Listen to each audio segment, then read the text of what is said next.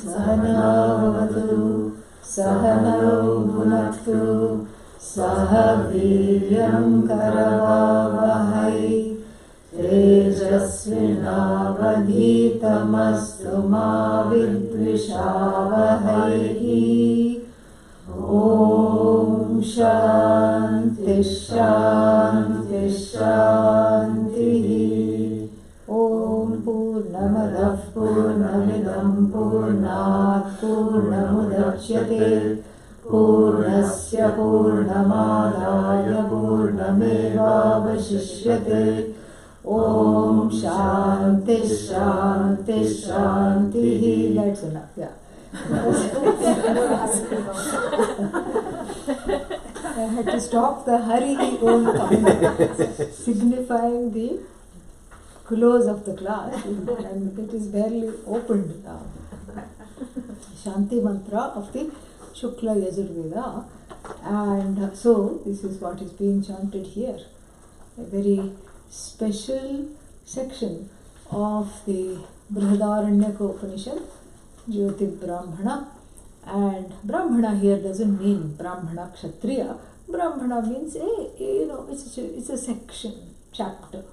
So the chapter on understanding everything, the eye is nothing but light.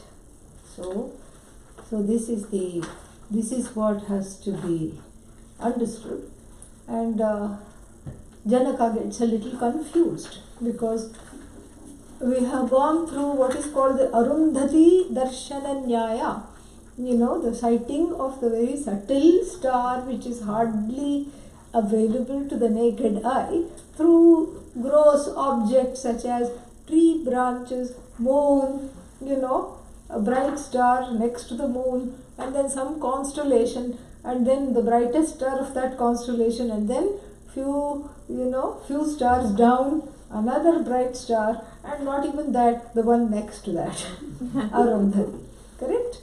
So from the grossest, we have gone to the subtle.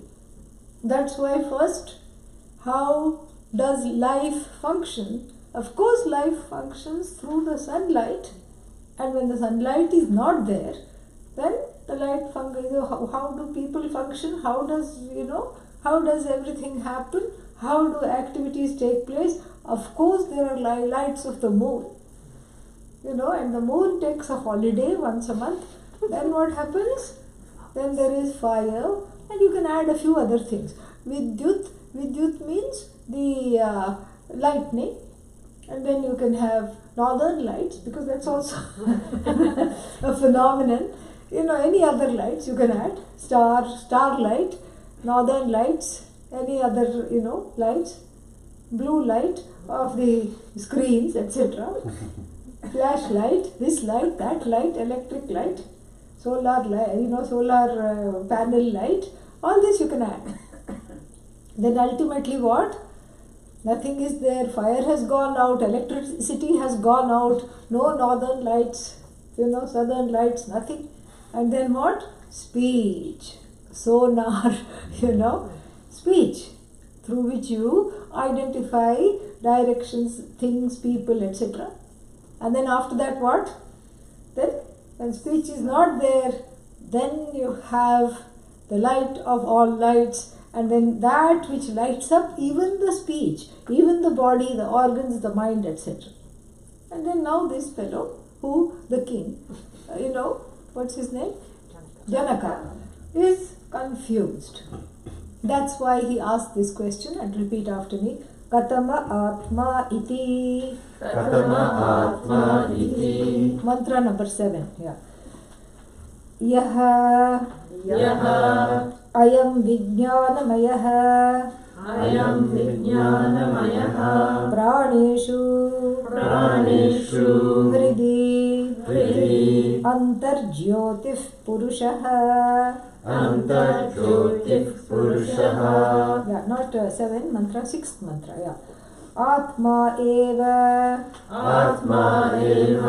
asya jyotir-bhavati ti.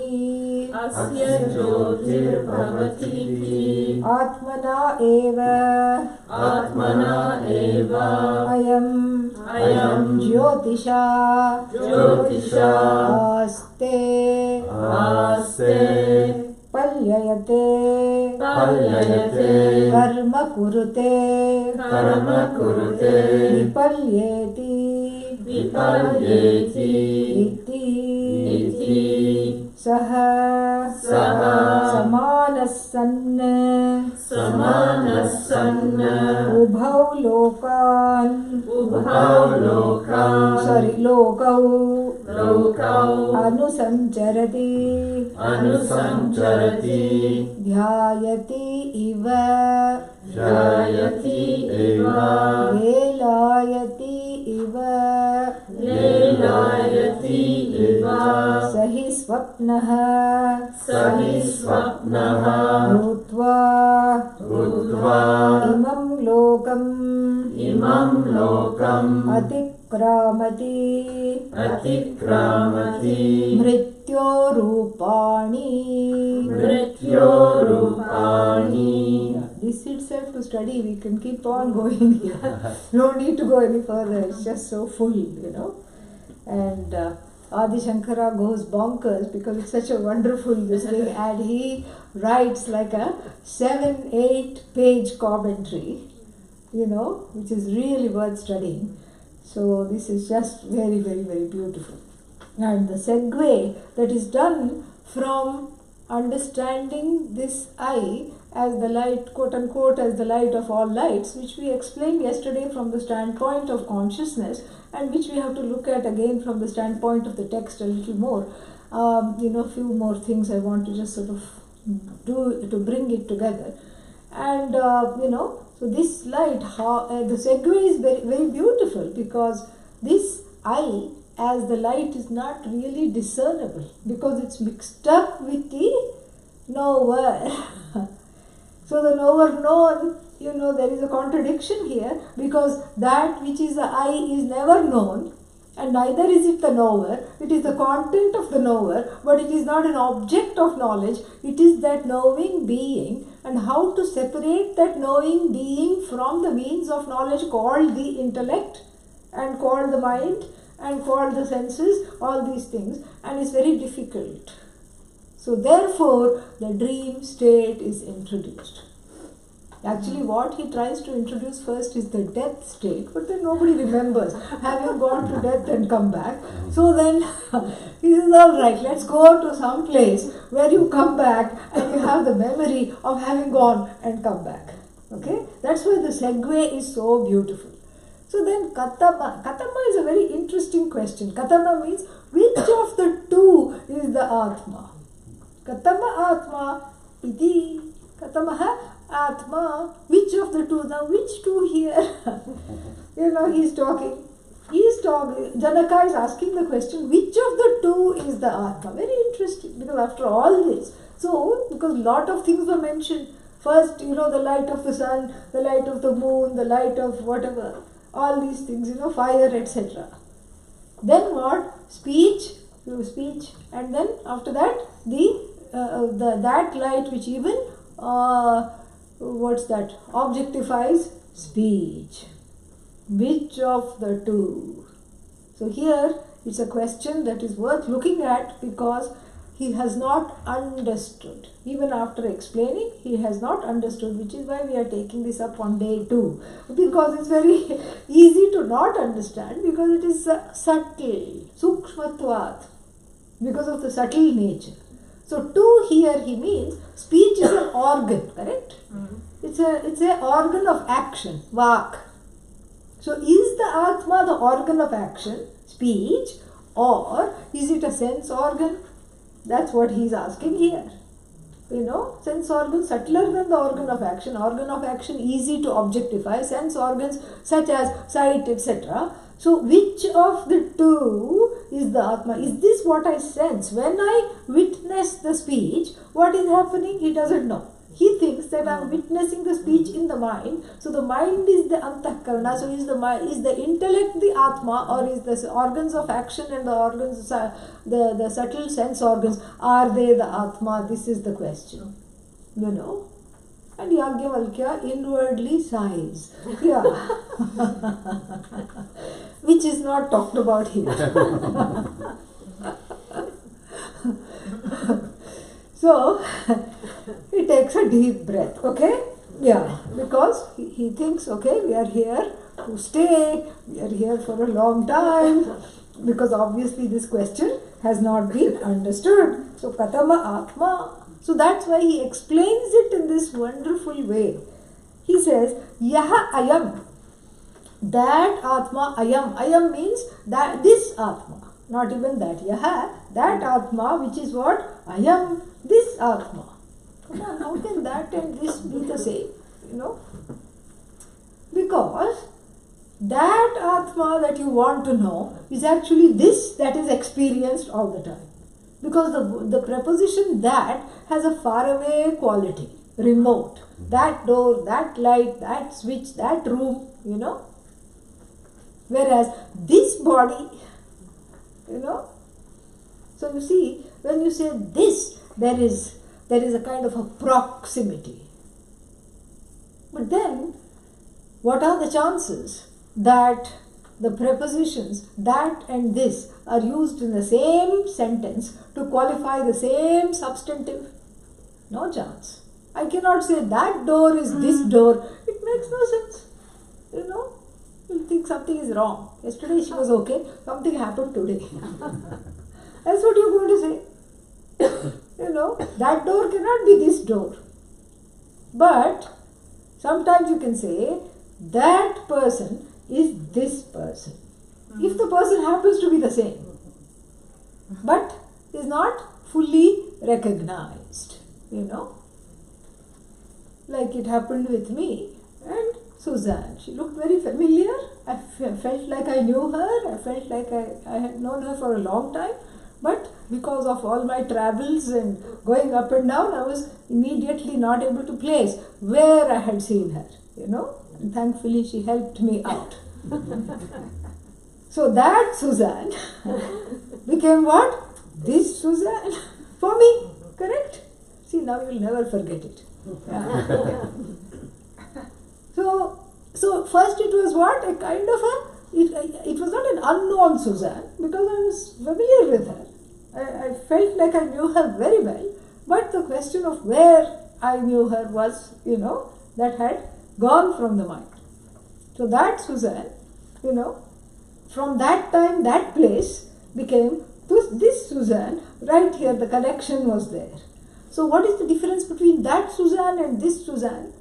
That Suzanne, you know, is separated by, not by time or space, but by my own, whatever, ignorance. That is what it is, my own ignorance. So the separating factor. So that's when you can use that and this in the same sentence to refer to the same substantive. When that is not completely understood, it is referred to as that. When something is not completely understood, that Atma. That's why it is Tattvamasi, not Etattvamasi. That which you don't understand is you, now, here. That's why it becomes a Mahavakya, a statement of, unity, oneness between Ishvara and Jiva. So, now, Yaha, that Atma which you want to know, you know, is what? This Atma, right here, right now. Right here, right now. And so, that's why he says, I am Atma. And in English, I am Atma.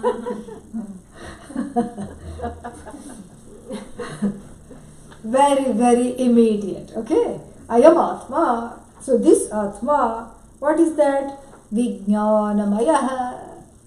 And then you know, people who have studied the Taittiriya Upanishad get very excited. Me.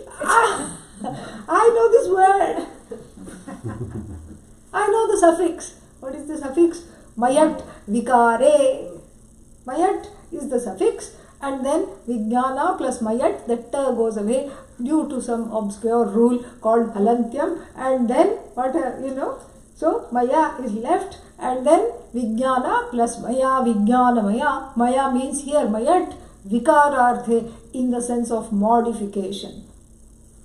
So the self is, and Vijnanamaya here is the buddhi. The kosha called the buddhi. Kosha means here that which covers, as it were, that which obscures, that that agent which makes me commit an error based on the Atma.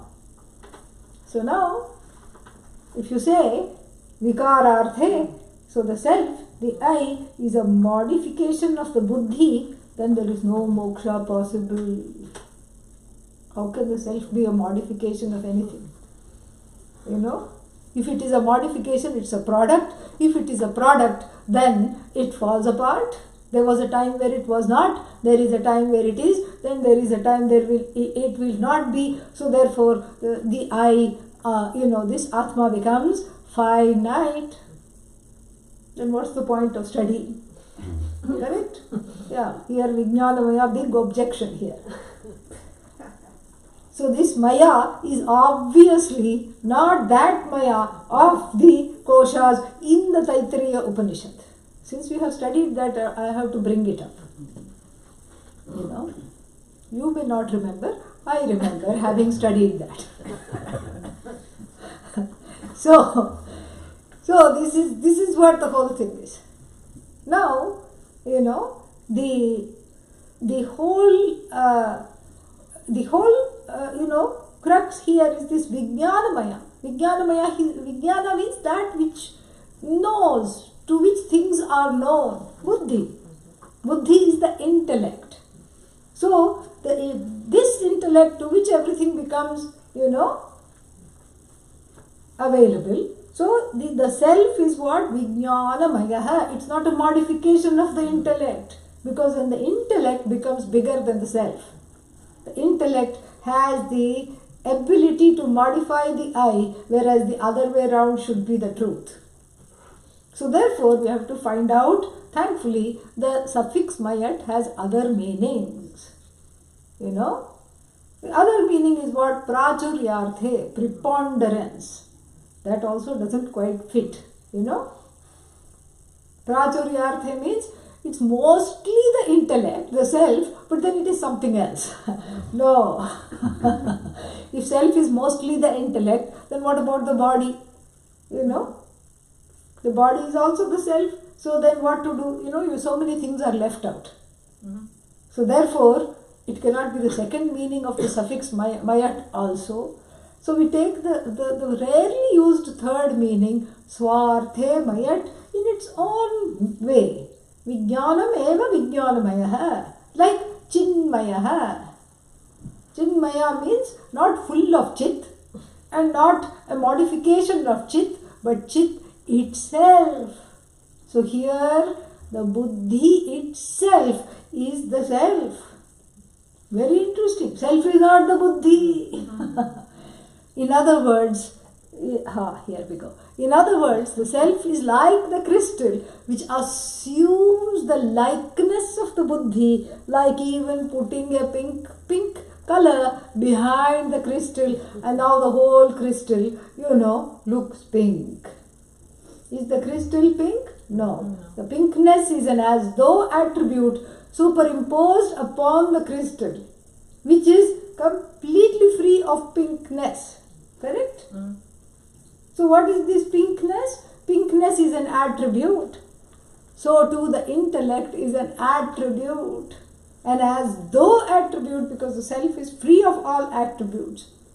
So it identifies with the intellect. That's why Vijnanamaya. It becomes the intellect as it were.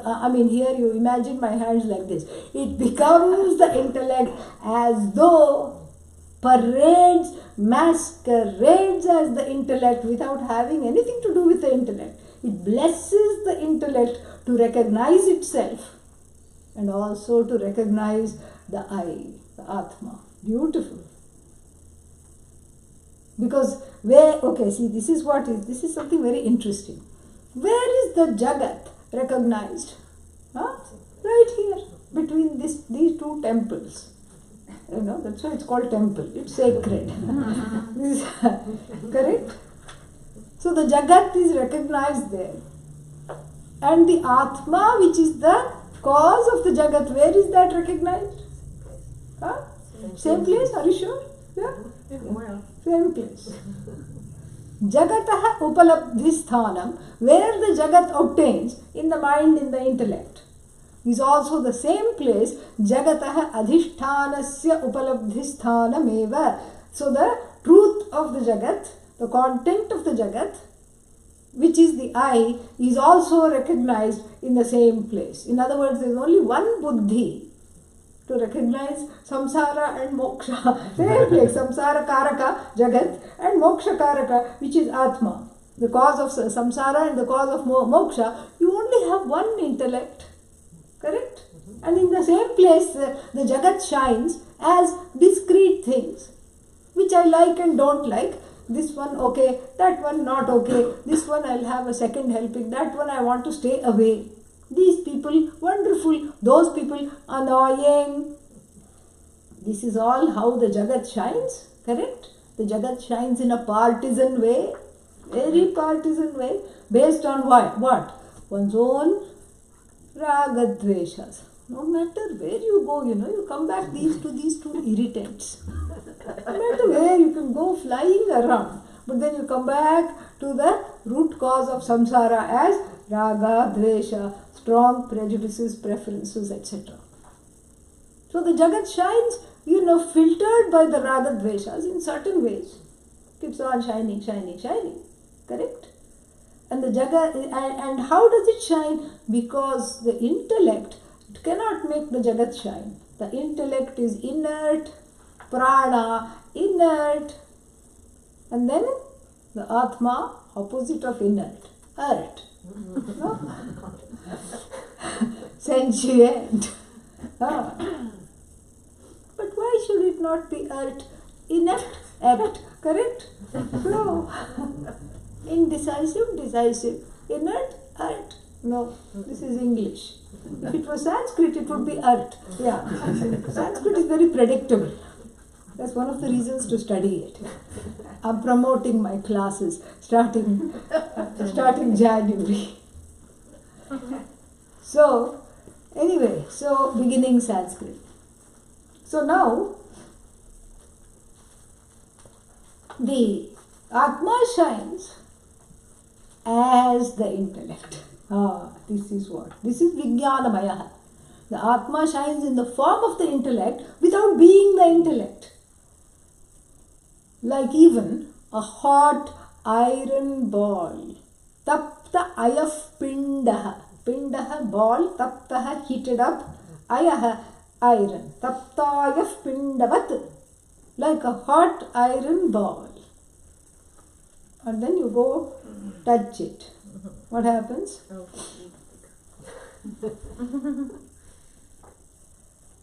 Red hot iron ball. You touch it when it is red and hot, and then what? Then you have to go find a pool and then immerse the hands. And later on you come and see the same iron ball. Then what has happened? Neither there is redness, and you touch it gingerly, there is no hotness either, there is neither heat nor color. Correct? So what happened? It's very clear that the iron ball is not self-illumining. So the heat and the redness are superimposed, as it were, attributes upon the iron ball that is lacking in those very attributes. So too, why now we are talking of iron ball all of a sudden? Because the iron ball is like the intellect, grows dead, basically, inert. Blessed by the self, it gains that redness, light and heat, sat chit, so to speak. So, this is what is called Vijnanamaya. The identified with the intellect, as though, we have to put as though in front of everything that I am saying, okay? As though it identified with the intellect, the Atma shines, and then what?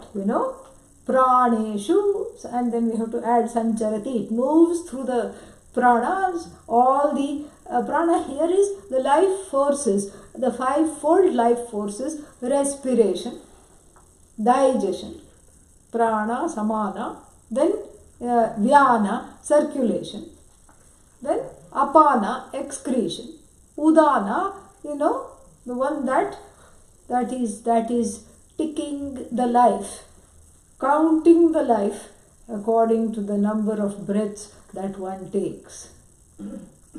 One comes into the world not with allotted years. That is a Western concept. Allotted number of breaths. That's why please do not hyperventilate and you will live for a long time. This is what the yogis found out. Breathe, don't eat too much because then you need more oxygen. If the stomach is full, you have to. So that's why eat, a few leaves once in a while. Go graze in the front lawn for lunch, and in the backyard for dinner. Enough. Just a little bit of roots and fruits once in a while. And then breathe occasionally.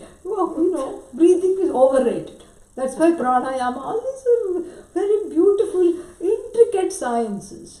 You train yourself to breathe every other day and then you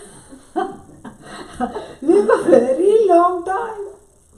Very, very long time. And then what did you accomplish? Well, I was busy trying not to breathe. Okay?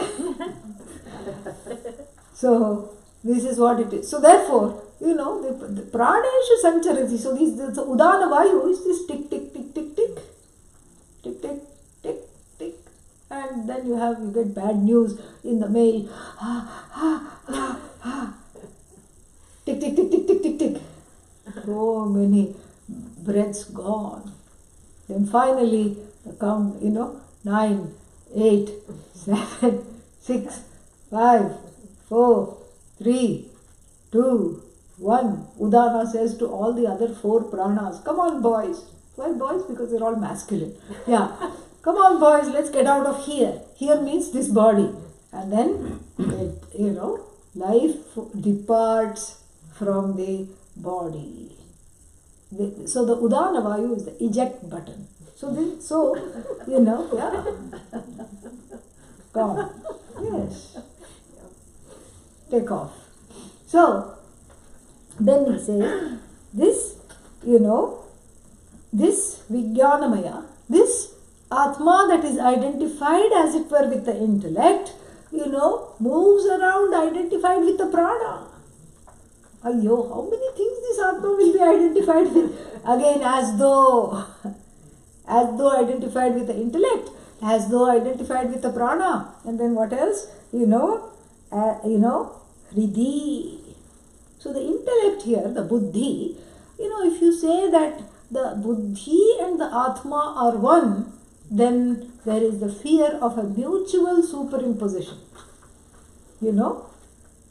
So the Atma is superimposed on the buddhi, and then since the buddhi we see as real, correct? We always think the buddhi is real. What I think must be true.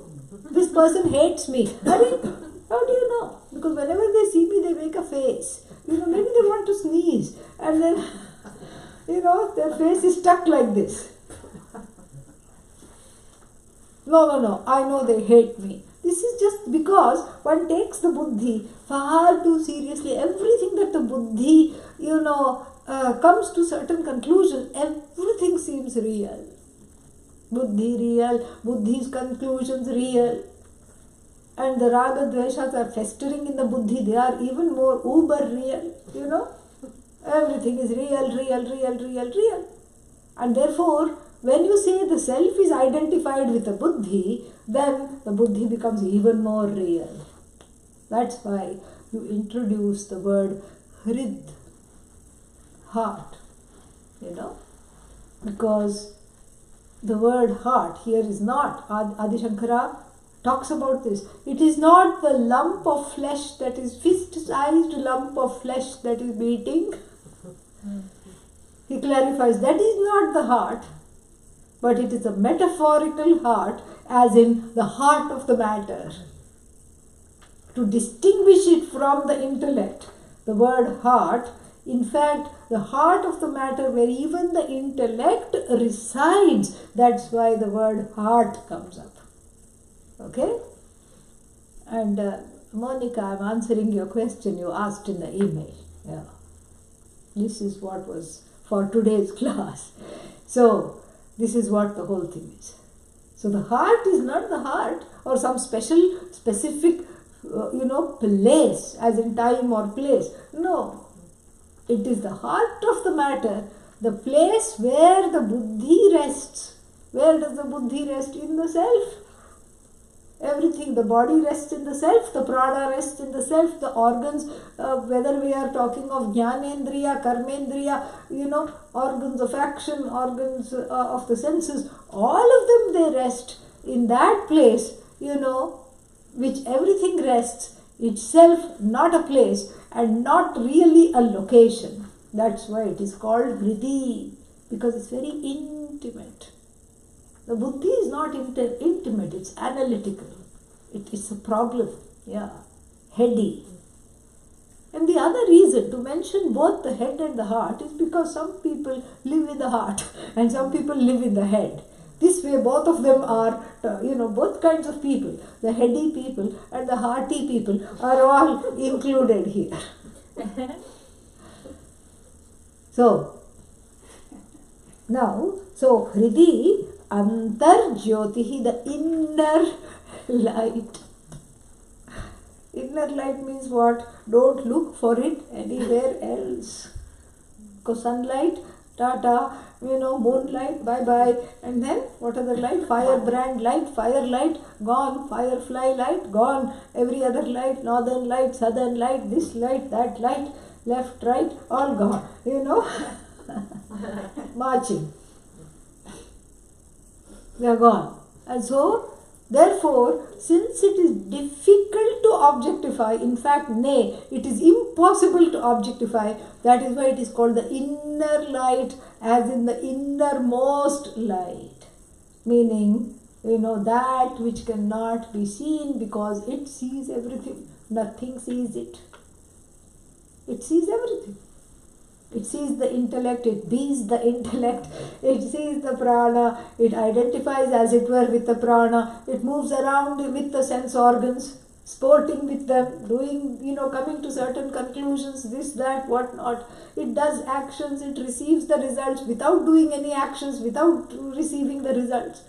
It identifies with the intellect without being the intellect. So all these things it is doing, but it is really not doing anything. It simply is, and it's difficult to, that's why the word heart is brought in, because when you say heart, then you can't really go in and get that light out and say, this little light of mine, You cannot show it, you cannot see it, but it shows everything. In its light, everything comes to light, and it manifests everything without being any one thing.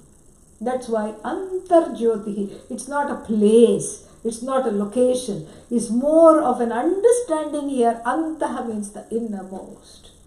Okay? So then what happens? Purushaha. Purushaha, here means what? Purushaha, person. Wrongly translated as man, Yeah. Oh man. Let me never see that translation ever again. Purushaha. Yeah. Purishete, the one who sleeps in the citadel. Citadel of the body, mind, sense complex, like even a fort full of portholes through which the Jagat enters, eyes, nose, etc. And then what? The one who is the being, the conscious being is sleeping. Why sleeping? Unawakened to one's glory of being not this body, mind, sense complex, not this intellect, but the very light that powers everything. The infinite glory is, missed. That's why the person feels trapped in this citadel. Very interesting. This jiva, nobody can even Bhagavan cannot please the jiva. So the jiva dies, he gives up a body, okay, goes into a state of demanifestation. And then it says, let me into another body, because I have all these desires, I want to fulfill the desires now, I want a body. In fact, the Tibetan book of death and dying says that, all these disembodied jivas, love to attend marriages because new life can begin. So they follow the married couples, newly married couples. Oh, can I be your baby? Please. And they push the others, I want to be the baby. You get out of the way. It's my turn. So that much is this is how the desires power the birth. It's amazing. That much is the urgency to get into another body. Let me in, let me in, let me in. Bhagavan says what? Tathastu. So be it. Here, have a body. And then the baby, even while being born, cries, how did I get here? Let me out. I want out. And here, what is the teaching?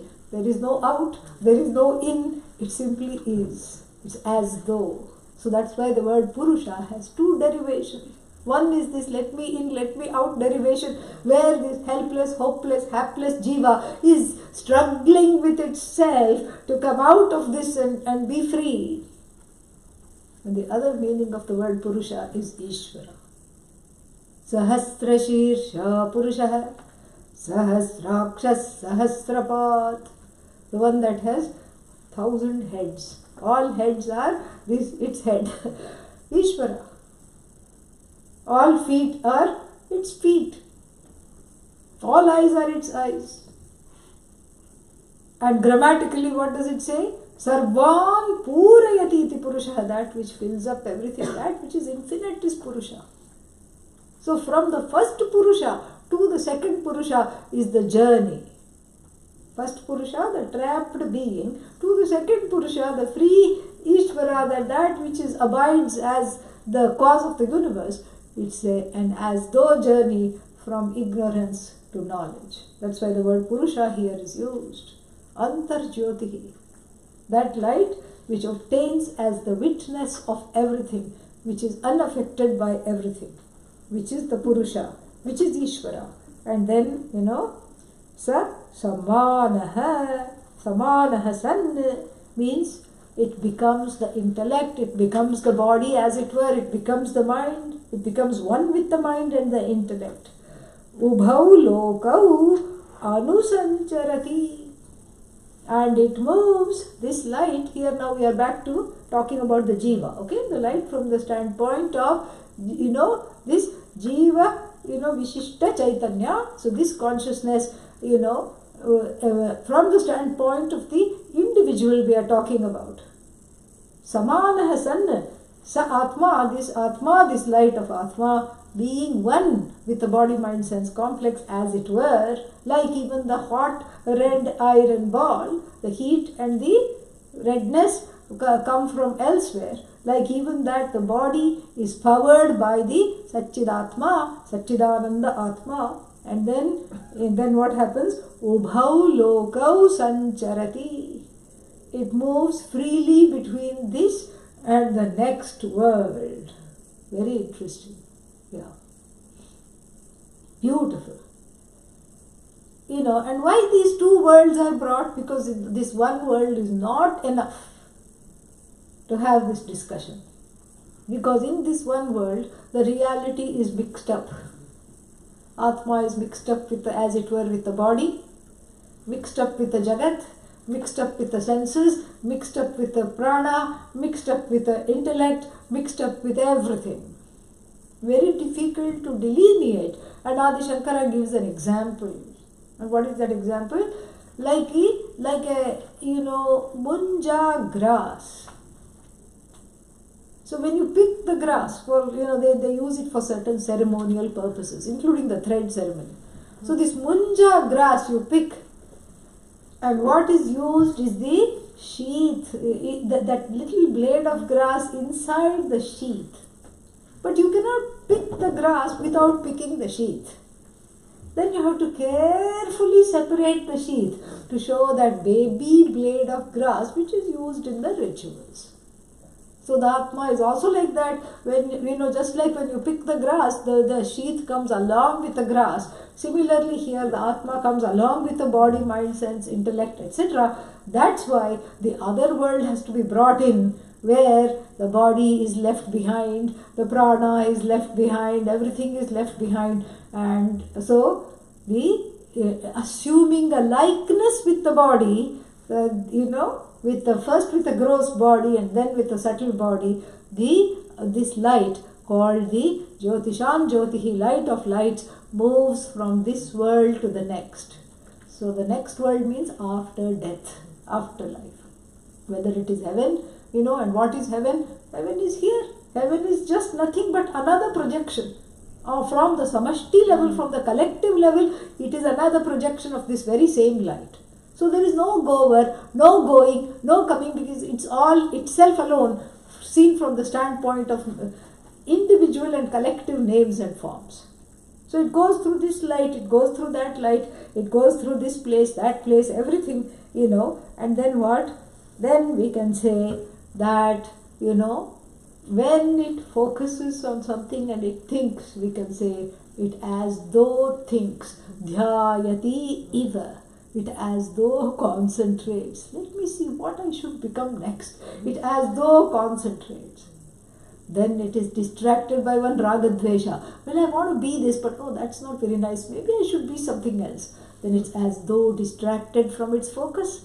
Lelayati iva. It as though moves away. It as though comes together. It as though moves away. That is what the people say. And then what? And then, here the Shruti recognizes that it is getting more and more obscure, because who knows this afterlife? Who has seen afterlife? Everyone. But who remembers it? No one. Correct? So, therefore, we need an example, and perhaps the king was looking a little perplexed. So, Yajnavalkya brings the example somewhere where this is more discernible by way of everyday experience. And so he says that, okay, this loka, another loka, doesn't matter, because that is not a part of one's experience, at least a lived, believed, remembered experience. So you need a remembered experience. So what is closest to leaving the body, going somewhere and then coming back? Dream. So therefore, enter. See what a lovely segue. Talking about consciousness and how difficult it is to understand this light of consciousness, mixed as it is, as though with the body, mind, sense complex. So let's go to another state to be able to delineate it better, shall we? And then, Swapnaha Bhutva, in the form of the dream. And dream includes what? Hello? What? Waking? What? No. What is the dream dependent upon? Oh, so the dreamer. Yes. Yeah. Don't get all Vedantic on me here. Yeah. So this is dream is along with dreamer. So dream and dreamer. So dream here includes Swapnaha Bhutva, means becoming the dream, and the dream non-separate from the dreamer. So becoming the dreamer, or becoming identified rather with the dream/dreamer, this Atma moves. Yeah. What does it do? Imam lokam atikramati, transcends this world. Atikramati, transcends this world, goes away from this world of, empirical names and forms that can be touched by the senses, objectified by the intellect, named by the mind. It moves away from discernible, empirically discernible names and forms. This is what this thing. And what are these empirically discernible names and forms? The Shruti wants to remind all of us that these empirically discernible names and forms that you were interacting with in the waking state so seriously. Oh my God, I have to keep this at bay. Oh my God, I have to have this. Today is that Friday where everybody buys everything and I have to buy this. If not buy this, I have to try this. I have to try this, I have to buy that, I have to have this, I have to have this, and everything. And then the exhaustion of thinking like this makes the person sleep and go into a dream. You know? And in the dream, the person is doing bhajans. You know? Om Namah Shivaya. And then what? It's a completely different reality. So what happened to I have to have this? What happened to that pressure, that raga dvesha? Gone. And then what happened to that object of the raga dvesha? Gone. Correct? Gone. So what happened to those objects which was in the waking? That loka was transcended. What happened to that loka? Where is that loka? You know? It's non-existent. Because in the dream there is a different loka operating, you know. And if you don't know this, one goes loco. Yeah. So that's why it's called loka, that which makes the person loco if you take it too seriously. See, now you'll never, this is the English derivative of loka, Spanish derivative. Yeah. Yeah, so this is what it is. So what happened to that loka? That loka is not even looking at this loka. So they are standing like navagrahas, you know, like the 9 planets in a temple. None of them should face one another. So they are standing back to back. They don't have anything to say to another. This discernible, taken seriously world of names and forms, and I have to take vitamins to keep this body going, and I have to do this. Oh my God, I want gluten free. I have to be free. That is one form of moksha. Gluten free. Yeah. Empirical moksha. Okay. And then what? So all this world where you take everything seriously, where you feel like you have to, you have to have this. If not, you're not okay. The world of car registration and what else? Parking tickets and, student debt. And all these things, this world, which you take so seriously, I'm not saying don't pay bills, okay, yeah.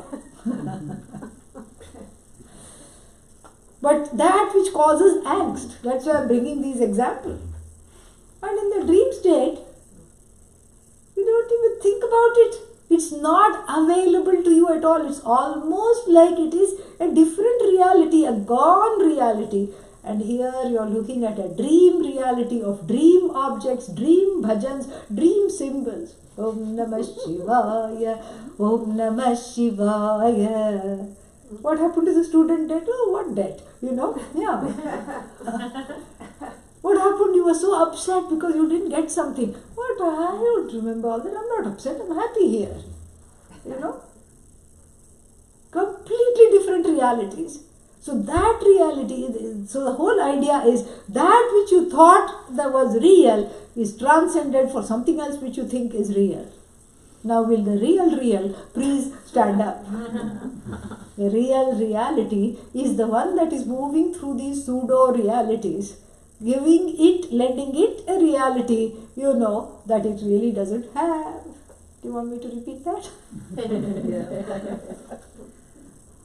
So what is the real reality? The real reality is this Antar-Jyotihi, that light of all lights that illumines the empirical world and illumines, as it were, the dream world by identifying with the dreamer, by identifying with the waker and the waking world and the dreaming world, while being neither the dreamer nor the dreaming world nor the waker nor the waking world, and moving without a visa in between the two worlds, because the two worlds are what? Its own projections.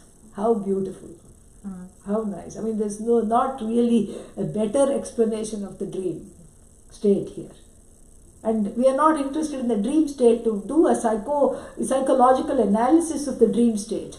We are looking at the dream state to illumine, to get a little loosening of this concept of light that has been introduced from the various things that it powers, and with all the various things like the body-mind-sense complex with which it is identified. So all the things you think are real, whatever it's holding on to, It just lets go and it creates another reality. Totally different reality from scratch. Because in the dream world doesn't come with furniture. Yeah. There's not even a couch to sit on in the dream world. It's bare. Bare bones dream world, at least in this reality, in the empirical reality. Vyavaharika satta. Empirical reality. You have certain things. You have, you have a bed and, to sleep on. You have a couch. You have some parents, that you can identify with and say, okay, these are my parents. The primary caregivers. And then, you have what? Siblings to fight with and to love alternately. Monday, Wednesday, Friday fights, and Tuesday, Thursday, Saturday, greatest of friends. What about Sunday? Off. Yeah. So you have siblings, you have friends, you have a kind of you are born to like a non-dismissible reality, or in a way.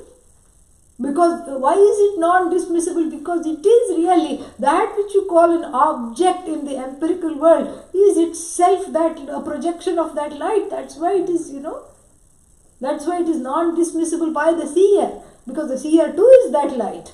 So this light and that light is just one light. That's why it cannot be, it's not outside of the seer, it's not outside of the seen. But it is neither the seer nor the seen. How to see that? Okay, go to sleep, enter into the dream world. And here you don't have anything there.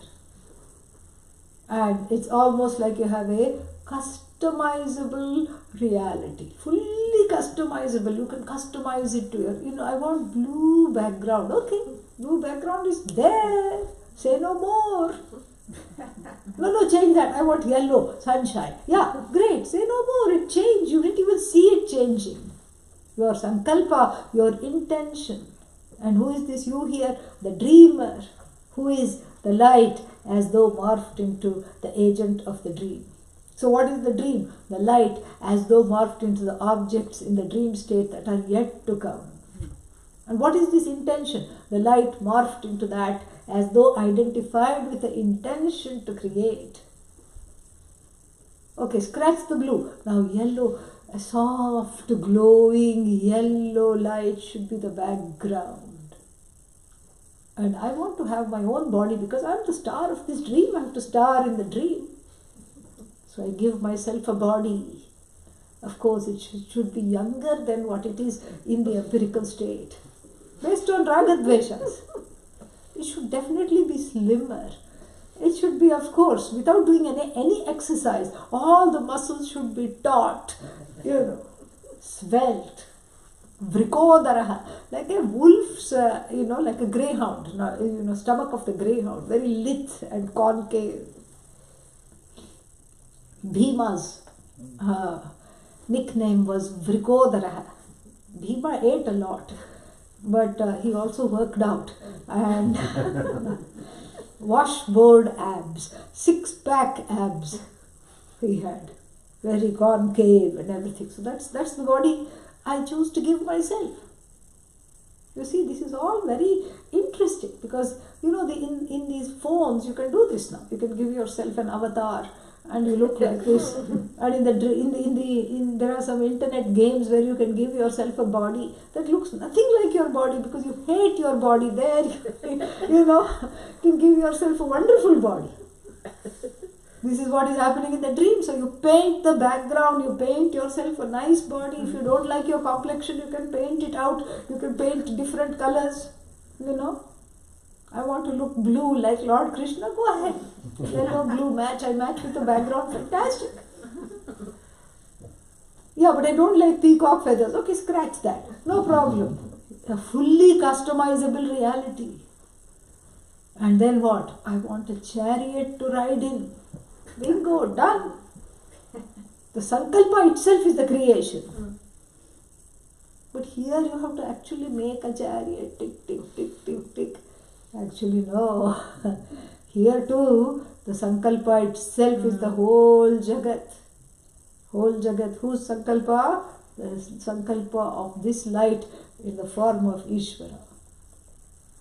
Effortless is the projection of this jagat. Effortless likewise is the projection of this little light of the dream. Little light, connected to this body, mind, sense complex and the raga dveshas. Its projection also is equally effortless. A completely customizable reality I step into, where everybody is doing satsang and bhajans. And Adi Shankara says, you get that kind, and even the Shruti is going to say this, and Adi Shankara explains, you get dreams of bhajan, satsang, going to a temple or a place of worship or doing yajna because your mind is sattvic. That's what you're doing more or less in the waking state. Whereas someone who has too much rajas, tamas or too much time on their hands, dreams of being marauded by, and this is just the Upanishad's own words, by a herd of wild elephants. Why? Because that fear has not resolved in Ishvara. See how the two states are speaking to one another. As here, so there. The same raga dveshas are operating. And if the raga dveshas are refined and one is wanting, one is yearning for satsang, ashrams, Vedanta, so the dream world is pleasant for such people. And if one is constantly running, in the dream world one is running, in dreams of running into a pit and being chased by a wild herd of elephants. Or the other way around, the herd of wild elephants. And one is fallen into a pit, and then the elephants are catching up. Meaning trapped, feeling trapped. So those primal raga dveshas, that are not being settled, come into play in the creation of this so-called, dream world. And so the dream world becomes an important, interlocutor in the discussion of this light of Atma, the light of, all lights, because what happens is that in this dream world, we can see how you take on a body. And here repeat after me, mantra number 8. Sava ayam purushaha, Sava ayam purushaha, jayamanaha, Jayamanaha, shariram, Shariram, abhisampadhyamanaha, Abhisampadhyamanaha, papmabhihi, Papmavihi, samsrijyate, Samsrijyate, saha, Saha, utkraman, Utkramanna, mriyamanaha, Mriyamanaha, papmano, Papmano, vijahati. Vijahati. Before we move on, one small thing we have to see in this last mantra number 7. Yeah, so lokam atikramati, so crosses over from one loka to another, leaves the empirical world which he or she thought was real to enter another world that is customizably real. The world of pratibhasika, the mental world of impressions, names, forms that are, based on raga dveshas, a purely subjective world. And then leaves the objective world, and the objective world is described as Jyotir-Brāhmaṇa. So the objective world has names and forms. Nama Rupani, Nama has to be added. And then what? What is this objective world? Mrityuhu. Death. So this empirical world that we have embraced and take so seriously at every living moment is what? Death. Because everything is finite. Everything is dying. Hello, how is your body today? And the answer should be dying. Nobody will want to hang out with you because you'll be so pessimistic. And that's when you will seek an ashram. Yeah, wonderful. Because everybody will think you're crazy. Asked a simple question, how are you doing today? How is the body? Dying, dying, dying. Mrityo rupani, mrityo rupani, mrityo rupani. How is the mind? Dying, dying, dying. How are the senses? Dying, dying, dying. How's your life? Dying, dying, dying. How's your house? Dying, dying, dying. How's the marriage? Oh, that's easy. Dying, dying, dying.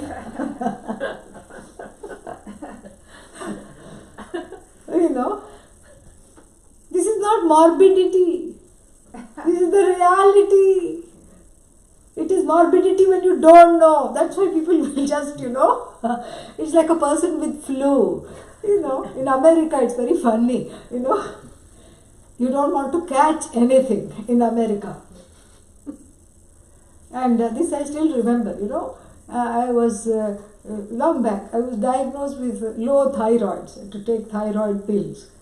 So then I met somebody I knew, and then, I had been sick before that and everything. And so the person said, so how are you? Are you feeling better? What did you finally go to the doctor and find out what you have? I said, yeah, I have low thyroid, And the person literally jumped a few steps behind. Keep it to yourself. I don't want your low thyroid. Not even knowing that it is not communicable. Yeah. So you start talking like this. How, how is your mind? Dying, dying. How are you feeling? Dying, dying, dying. I'm feeling like dying, dying, dying. They'll jump a few steps away. Oh no, because they see something morbid. It's not morbid, it's the reality. It's the reality. The reality is that everything is finite. And they don't want to catch what you have. In fact, what you have is viveka. They should catch it. It should rub off. They should come closer to you and hug you when you are talking like this. But the way of the Jagat is that they don't want to hug you at that time. Even if you say, can I have a hug? No. Go away. Stay there. Why? Because you're the most pessimistic person that I have ever met. And you call yourself spiritual. How? Because being in sync with that light of light, nothing, it's objective. There is no fear of death because that light of all lights, which I am and which I am identified with, does not die. So I can look at everything that is dying, dying, dying with a sense of humor. You too are going. Oh, that's also going. Like the Zen master. The Zen master was approached by a student wanting to study, an earnest student, who got the teacher, a bone china cup with a nice lid on it, nicely wrapped. And when the master saw the cup, and the student was in need of validation and had gone high and low to get this cup. And this is a true story, had gone high and low to get this cup. And wanted validation because it's very thin. That's why it's called bone china, because both the cup and the bones are subject to osteoporosis. They break easily. So gave this cup, delicate with full carvings, gold painting, everything. And the master looked at it, and the student was saying, now the master will say, yes, you can study with me. What a nice present. I don't have 1,000 heads of cattle like King Janaka. He keeps dropping heads of cattle, you will see, bribing the teacher as it were. So, I only have this cup, but now the teacher is looking happy. And the teacher, and the student did not expect that the Zen lesson would start right away without Om Sahana Bhavatu, no mantra, nothing. And the teacher rejects the cup. The teacher gives it back to him. Yes, my dear sir, but it is broken. The student is mortified, it's broken. No, how can it be? I made sure and I have travelled with it just so close to my heart, and bundled it up in every single possession I have, wrapped it in 5 koshas. How can it be broken? Maybe there's a crack, maybe something happened. So the master just gives him back the cup, and he looks carefully at the cup, at the lid. He can't even see a crack. Gives it back to the master. No, master, it's not cracked. It's not broken. There is not even but a crack. Please accept this. And the master doesn't even look at it. No, it's broken. Take it back. It's broken. And the student is mortified. Again looks. This time looks with a magnifying glass to make sure that nothing is missed with a naked eye. Again, no breaks, nothing at all. And then he says, okay, this is a lesson, because he has reverence. He doesn't keep arguing with the master, or doesn't get angry and throw the cup at the master and says, what's wrong with you? You morbid being. Here I got you this wonderful thing and you don't even want to accept. I don't want to study with you. You know what? Keep your zen to yourself. Yeah, I'm out of here. Doesn't do that. Sits reverentially and says, how do you say it is broken? Then the master launches into how everything is already broken. So the future of the cup the master could see. That is the whole idea. So here also, the person in the dream state, what is that? For the person in the dream state, the empirical world is as though dead. It's dead. It's not available. Dead means what? It is not available for transaction. That is what we call by the word dead. It's destroyed. It is not available for transaction. In the dream world, if you want to make a cake, you cannot come back to the waking world, borrow a cup of sugar and flour, and then go back to the dream world and say, I forgot the yeast, and then I have to go back. No. The dream cake is made with dream flour and dream yeast and, dream icing. You have to end on a sweet note. It has nothing to do with the waking world. And to show the mortality of the empirical world, that is why Jyotir-Brāhmaṇa. Because it is peopled by names and forms. Names and forms are powered by the light, that is you, the Atma. Names and forms resolve, the light remains. And the light is now busy doing other things. The light has entered the consciousness of the dreamer, and the dreamer is busy painting the world yellow and blue and having a good time. And depending upon the, the percolation, the decoction of the raga-dveshas, how superfine they are, how clarified they are, the antahkarana, it dreams various things. 1 minute it sits and laughs, another minute it sits and cries, the third minute it does Om Namah Shivaya bhajans, and then the fourth minute it, does something else, fifth minute it runs away from an imagined herd of elephants. It conjured the elephant, it conjured the pit. The pit is that person itself, that consciousness itself is the pit, that consciousness is the elephant, that consciousness is the one that is running. Everything is that. But waking up from the dream world, one can just dust off that and say, that was a dream. So what is the teaching here? Can you, with the help of this knowledge, dust off the waking world and all its impressions while still remaining with it? And that question will be answered in the next class.